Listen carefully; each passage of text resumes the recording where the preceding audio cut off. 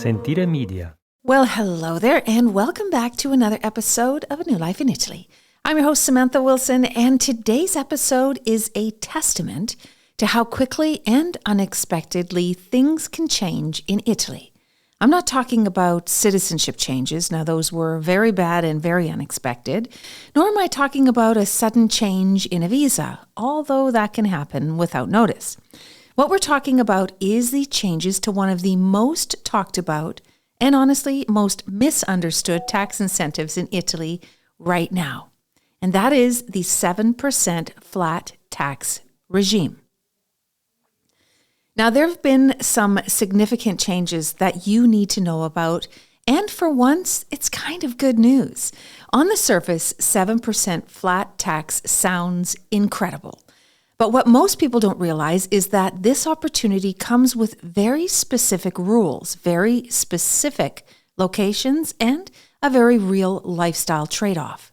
So today we are breaking it all down, what it is, what changed recently, who it actually works for, and just as importantly, who it doesn't. This episode is for anyone thinking about retiring in Italy or reducing their tax burden or making a lifestyle move that aligns with a slower, more intentional way of living, but also someone who wants to do it with their eyes wide open. Now, my goal with this episode is pretty simple. I want you to understand not just the opportunity, but the reality behind it so that you can make a decision that actually works for your life.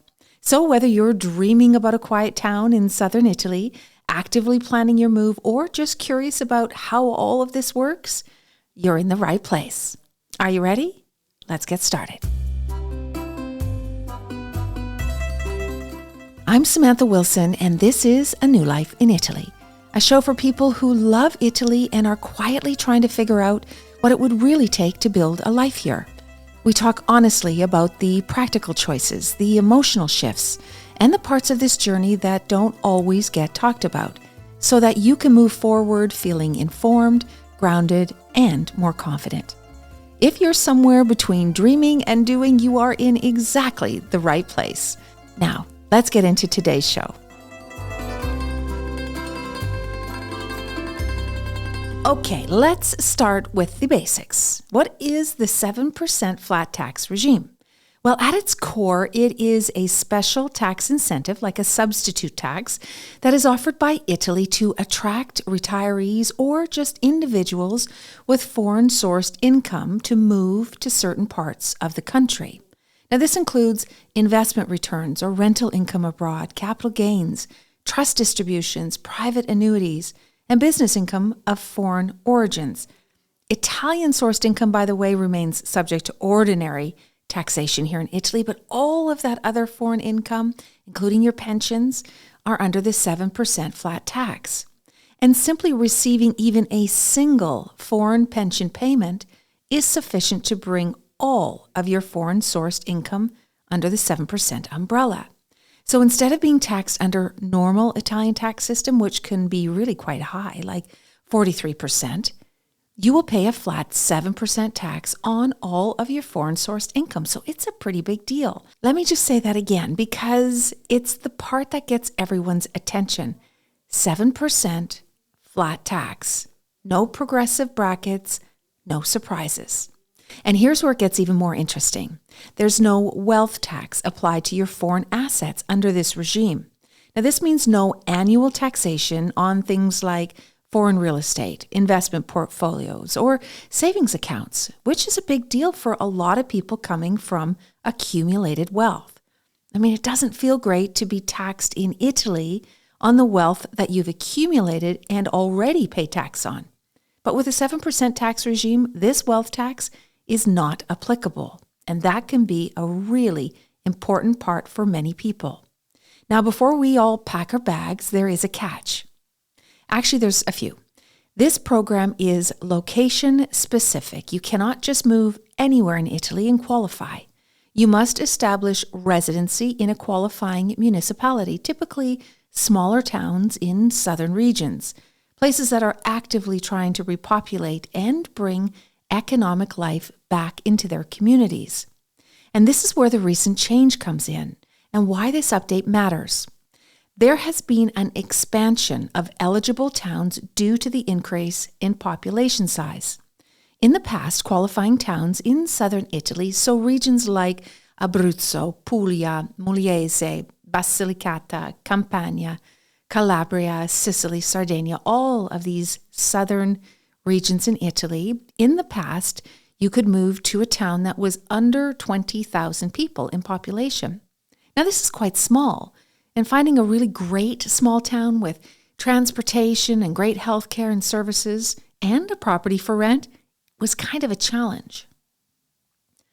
But that has changed. Now the minimum population is 30,000 people, and that extra 10,000 makes a big difference because it's significant. Because one of the biggest limitations of this program historically has been choice. In fact, this new change opened up an additional 74 cities and towns, cities like Ostuni and Puglia. Now, although that is just scratching on the edge of 30,000 people, I think right now it's about 29,900, so it's pretty close, but it still qualifies. This is a central city in Puglia with lots of services and a vibrant lifestyle. It's very well known, it's super, super pretty, and it's a really good base. It's definitely not sleepy like some of the other little towns that are close by. And someplace like Ostuni, for example, also covers a lot of surrounding areas. So these are part of the whole mix. So if you're looking for this little trullo, those little cone-shaped houses, or a farmhouse in the countryside that's within the jurisdiction of Ostuni, now it's on your radar and now it's fine. Now, another really great town, one of my favorites that's now included, is Noto, and this is in Sicily. This is an absolutely gorgeous Baroque city, and it's on the east side of the island. It is truly breathtaking. They have this amazing flower petal mosaic celebration every year that if you get a chance to go. And if you're moving there, you'll be just part of it, I'm sure. But this is a great town and another good example that in the past wasn't qualifying, but now it's bigger and it offers so much more for you in your whole life. But it is also important that even though these towns are bigger, they're still small in relation. And I really want you to slow down here for a second because this is where I see people make emotional decisions based on that number, not on the lifestyle. So these towns are still bigger, but they're still not Rome or Florence. In fact, they're not even medium-sized towns. They're not like Lucca or Arezzo. These are small. Now, although they are more famous than those other tiny towns that we used to be looking at for 7%, they're still small.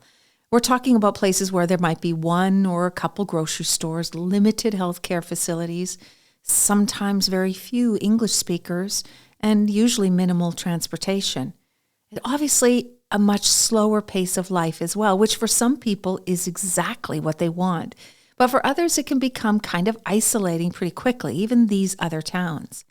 So this is where we start weighing the optics. Yes, the tax rate is attractive. There's no denying that. But what does your day-to-day life actually look like there? Who is this really for? So let's talk about that. The program is best for people who are probably retired. They have a stable foreign-sourced income. People who are not relying on working in Italy because, of course, income earned in Italy, even if you're working for a foreign company, is taxed at regular rates. Or maybe this is better for individuals or couples who are looking for a quieter, a slower lifestyle. Those who are comfortable integrating into smaller communities. That 7% town is perfect for these people. It is not ideal for digital nomads who need infrastructure and community and are earning money from outside sources because that's not going to qualify you for the 7%. You need a foreign pension. Families maybe who need a lot of options for schools and services for their kids. This might be too sleepy for them. People who want access to major cities or international travel hubs, or people who don't intend to drive. You're most likely going to need a car if you live in one of these smaller areas. So let's just talk for a minute about qualifications. So personality-wise, we know, lifestyle-wise, we know what this works best for. So now let's talk about the qualification. To be eligible for a 7% flat tax, you must be receiving a pension income from a foreign entity. You have to have been residing outside of Italy for at least 5 consecutive years. By the way, this also applies to foreign nationals and Italian citizens who are registered in IRA. So even if you are Italian, as long as you've been outside of Italy for at least 5 years and have a foreign pension, you can still qualify. And you have to also promise to transfer your official residence to a qualifying municipality. This means your taxable status has to be moved to Italy in this qualifying municipality. And here's something that comes up more often than you think. What happens in a married couple situation where maybe one qualifies because only one has a pension and the other doesn't? Well, this is where it can get kind of interesting because the regime is applied individually. So if one spouse meets the criteria and the other does not, they may not both benefit from the 7% flat tax rate, which means you could have a situation where one person is taxed at 7% and the other is taxed under the standard Italian rates. So this, my friends, requires planning if this is you. Real planning, not assumptions. And this is why working with a commercialista, which is like a CPA in Italy, working with that person early is so important, not after you've already made the move, which, by the way, is one of the biggest mistakes foreigners make by not tax planning early enough. Because if you make this mistake, for example, you move to Tuscany first, and then in a few months you decide, now you're going to go down to a 7% flat tax, you will have already lost the benefit if you've established residency in another town or a non-qualifying jurisdiction. So you'll lose the opportunity if you don't plan properly. So the question then is, why the change? Why has it gone from 20,000 to 30,000? Well, because people love the idea of the tax benefit. It's always been super popular. I think everybody we speak to at some point brings up the flat 7% to see if they qualify. But a lot of people at the end of the day struggle with the reality of where they would actually like to live, because this is your residence. This is your main place that you're living in Italy. This program, while attractive, has not always performed as expected. Italy created it to drive population growth in these declining smaller areas. But the uptake, the pickup of it, has been a lot slower than they anticipated. And why? Well, because, again, lifestyle matters, sometimes more than tax for some people. And because relocation is emotional, not just financial, people made different decisions.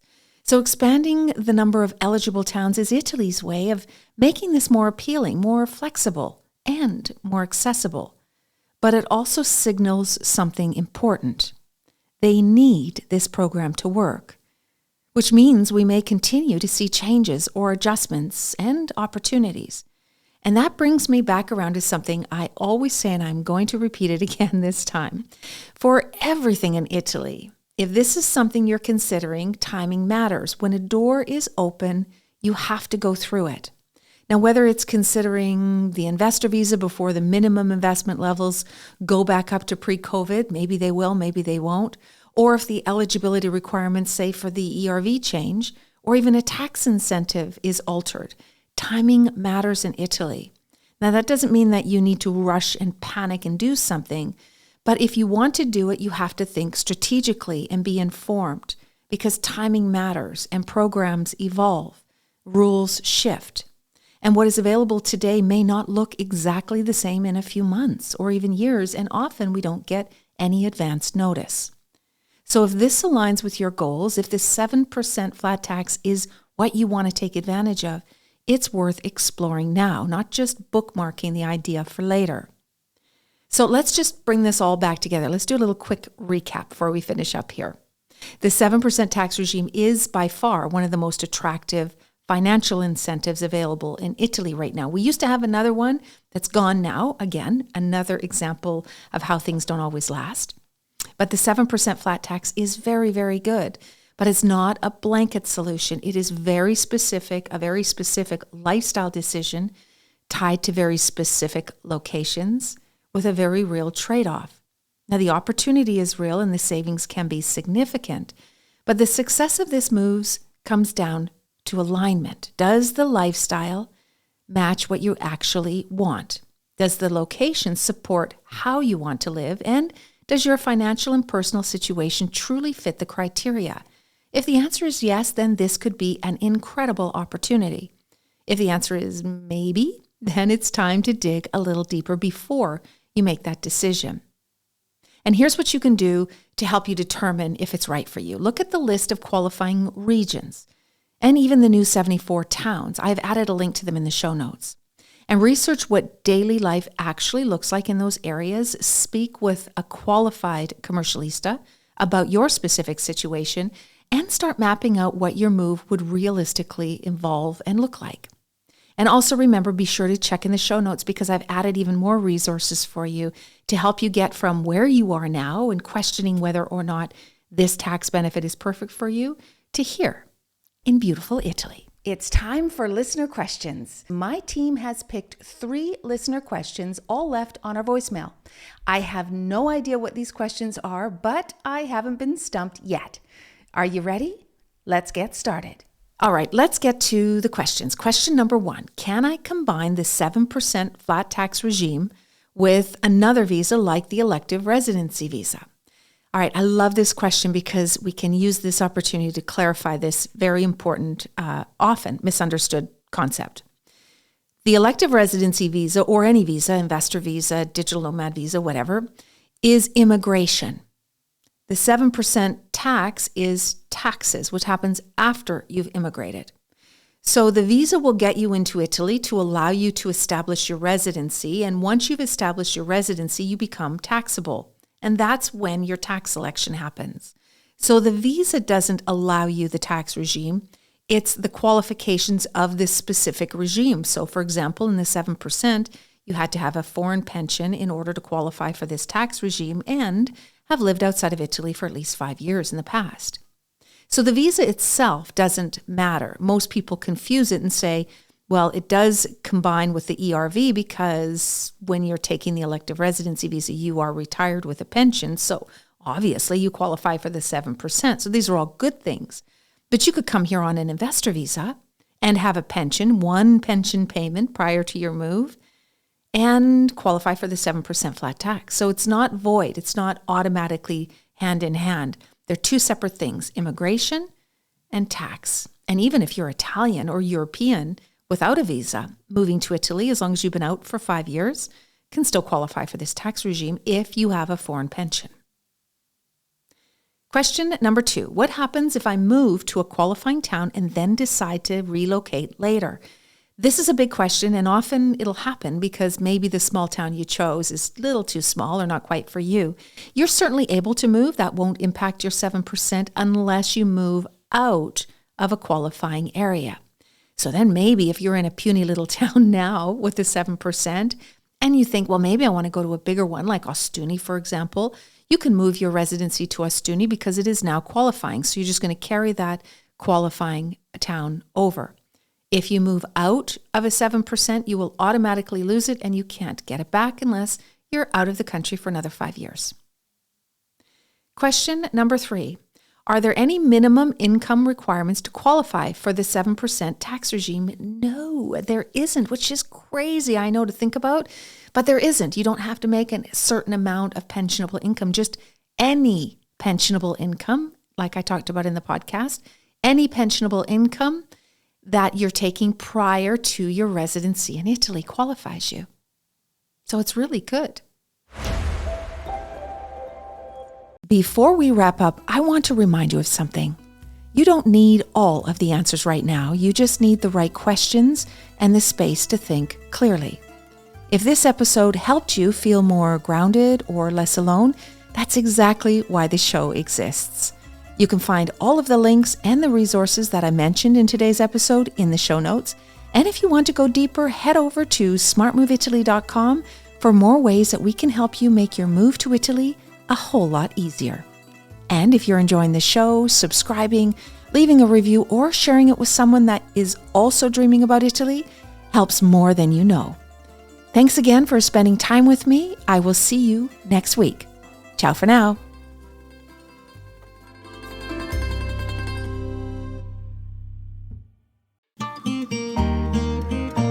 Sentire Media. Hey, podcast producers and show hosts. Do you want to join a podcast network that celebrates all things Italian? At Sentire Media, we understand the allure of Italy and its unique culture. Our devoted team of hosts and producers are all driven by their shared passion for Italy. And we work tirelessly to create the best lifestyle podcasts and content that will whisk you away to the very heart of Italy. With us, you can savor the mouth-watering flavors, get lost in the stories from the past, break down the cultural barriers, and truly immerse yourself in the vibrant traditions of this intoxicating country. If you have a great podcast idea or are already in production and would like to join Sentire Media, head over to sentiremedia.com, that's SENTIRE media.com, and find out how to submit your show.